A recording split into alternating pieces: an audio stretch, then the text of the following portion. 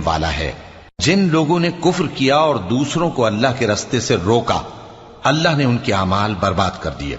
اور جو لوگ ایمان لائے اور نیک عمل کرتے رہے اور جو کتاب محمد صلی اللہ علیہ وآلہ وسلم پر نازل ہوئی اسے مانتے رہے، اور وہ ان کے پروردگار کی طرف سے برحق ہے کہ جس نے ان کے گناہ دور کر دیے اور ان کی حالت سنوار دی۔ یہ اعمال کی بربادی اور اصلاح حال اس لیے ہے کہ جن لوگوں نے کفر کیا انہوں نے جھوٹی بات کی پیروی کی، اور جو ایمان لائے وہ اپنے پروردگار کی طرف سے دین حق کے پیچھے چلے۔ اسی طرح اللہ لوگوں سے ان کے حالات بیان فرماتا ہے۔ پس جب تم کافروں سے بھیڑ جاؤ تو ان کی گردنیں اڑا دو، یہاں تک کہ جب ان کو خوب قتل کر چکو تو جو زندہ پکڑے جائیں ان کو مضبوطی سے قید کر لو، پھر اس کے بعد یا تو احسان رکھ کر چھوڑ دینا چاہیے یا کچھ مال لے کر، یہاں تک کہ فریق مقابل لڑائی کے ہتھیار رکھ دے۔